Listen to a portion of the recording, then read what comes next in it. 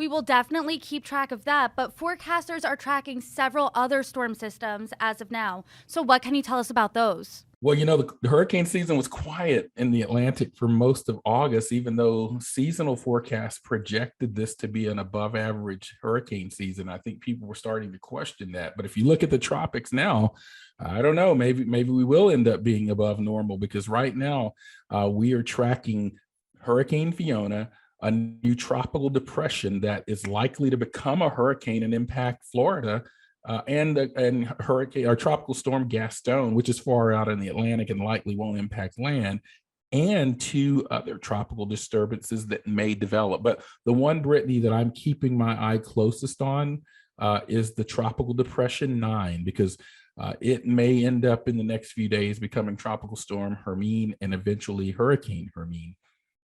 And that's headed towards Florida, right? Right now, it's down in the Southern Caribbean. It's starting to develop, and we expect, if the models are correct, and I think both of our major models both think this storm will develop, it will develop into a tropical storm and eventually a hurricane south of Cuba. So people in Jamaica and the Cayman Islands also need to be paying attention to this storm. As it develops into a hurricane, the models all say that it will, or most of our major models that we look at suggests that it will cross over Cuba and then impact South Florida or Central Florida. Still a bit far out to determine precisely at this point where in Florida it will make landfall if it does, but it would be sometime in the middle of next week, around Wednesday or so. So I think if you're in Florida, really anywhere in Florida right now, you need to be on an alert because the models are slowly starting to come into some agreement that Florida will be impacted next week by this next storm. And I know you said it is far out, but do you think this could potentially be the worst storm for Florida this season? Well, they really had any storms this season, so absolutely. It's been a very quiet season for Florida. It's just been very quiescent there in Florida.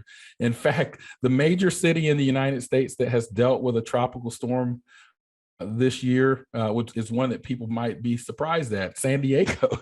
They actually were dealing with a Hurricane K or the remnants of Hurricane K a few weeks ago. That's really been some of the only activity in the last couple of weeks that have affected the United States. So yeah, this is why many of us are sounding the alarm because people in Florida haven't dealt much with tropical storms or hurricanes this season, and so we want to make sure there's no hurricane amnesia or hurricane hangover, if you will, because we hadn't seen anything in a while.